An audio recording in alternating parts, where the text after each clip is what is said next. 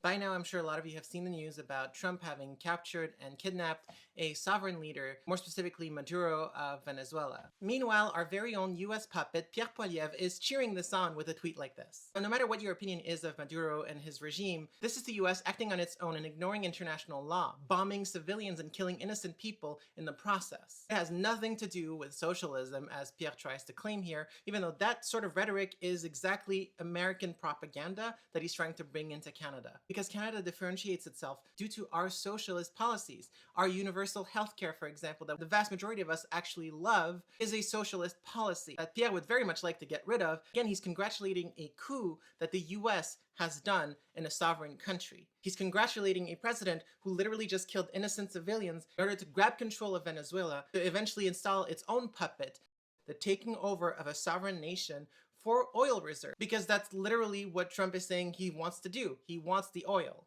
Is that what we want as Canadians? To have some puppet in our politics try to cheer on American imperialism while it kills innocent civilians around the world?